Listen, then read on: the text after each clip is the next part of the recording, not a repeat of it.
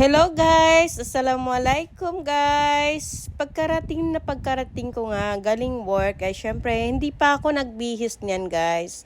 Kasi nga may dumating na naman akong parcel. At tong dalawang tong excited na naman, akala nila laruan na naman to. Blade lang nga pala to ng electric fan. Kasi nung isang araw, gabi na pala yon, ay biglang may kumalabog sa itaas ng room namin. Akala ko anong merong nangyari. Yun pala, sabi ni Iman, bigla daw pumutok. Ay kasi nga, nabali yung blade ng electric fan namin. Kakabili ko lang. Pagkabukas ko nga, nagulat pa ako sa kulay ng nakuha ko. Kulay orange. Di nga ako sure kung ano yung pinag-o-order ko. Pero buti na lang talaga, pagtingin ko tama nga pala talaga orange.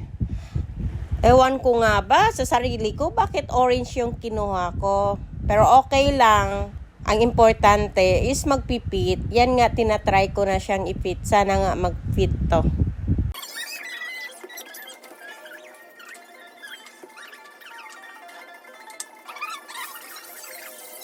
Buti na lang talaga guys, fit siya. Sana nga ito lang yung sira.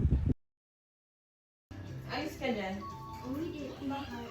Baka biglang tumasik. Sana yung ano dito? Yung anuhan ng ano dito. Okay lang yan. Oo. Mas okay pa yan. Mahal ko ta? Mas okay pa ni aircon. Abri ako rin yan, Hadja. Yung aircon Hindi dito. ko alam yung dito niya. Alak. Ha? Yan ko rin nabri ha. Kaya nga eh. Sa ilawag ko yun itong diya? Oo no. Diya? May tanaw no. Maray lalagkot. Mas malagkot tayo eh. Mayroon dalawang. Ha? May sabay. Maraming tura na taas. Nalagpot na baba. Oh, hanapin mo anak doon sa kwarto na. Ha? Hanapin mo doon sa kwarto. Yung dito niya? Oo, yung dito. Baka naulog doon sa baba.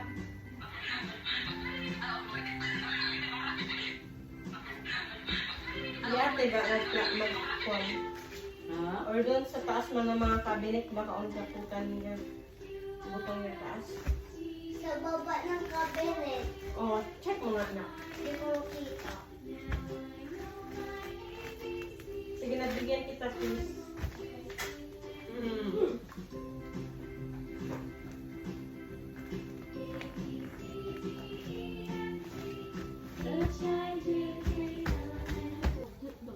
Parang umakyat ka lang. At yan guys, oh, nadurog-durog.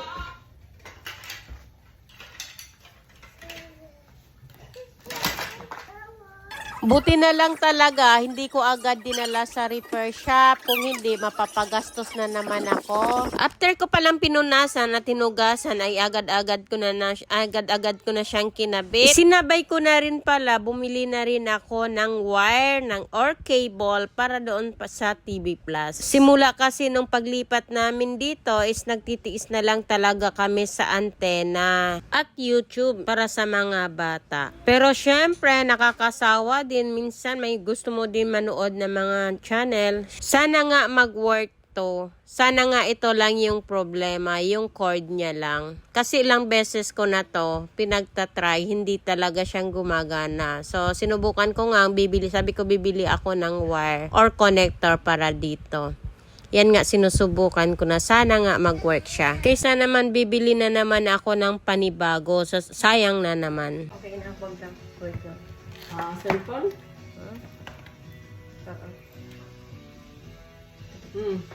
Wait lang, okay na.